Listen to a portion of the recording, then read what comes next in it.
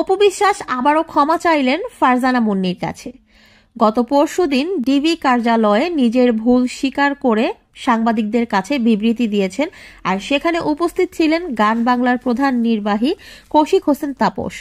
তারপর বাসায় ফিরে রাত 1:30টার দিকে আবারও ফেসবুকে একটি পোস্ট দিয়ে ক্ষমা চেয়েছেন তাপসের স্ত্রী ফারজানা মুন্নির কাছে। পোস্টে অপু বিশ্বাস লিখেছেন, আশা করি সবার ভুল বোঝাবুঝির অবসান হয়েছে। আসলে তৃতীয় পক্ষের ভুলভাল ব্যাখ্যার কারণেই বিষয়টি দুর্গন্ধে পরিণত হয়েছিল।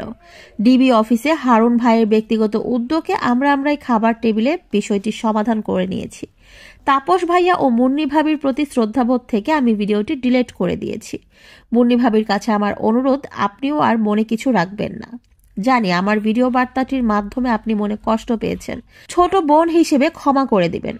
সকলের অবগতির জন্য জানাচ্ছি, মুন্নি ভাবির সঙ্গে আমার কোনো অভিযোগ বা মনোমালিন্য ছিল না এবং এখনো নেই। আমাদের মাঝে ভুল বোঝাবুঝি ছিল অনেকখানি। আমরা চলচ্চিত্রের সবাই একে অপরের সম্পূরক এবং খুবই ছোট্ট একটা জায়গা এই শিল্পাঙ্গন।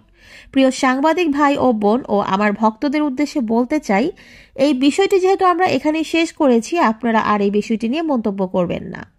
দিন শেষে আমরা সবাই আমাদের নিজ নিজ পরিবার নিয়ে ভালোভাবে থাকতে চাই। কিছুদিন পরে নতুন বছর আসছে, আশা করি সবাই আমাদের ভুলগুলোকে শুধরিয়ে নিয়ে নতুন বছরটি বরণ করে সুন্দরভাবে এগিয়ে যাব।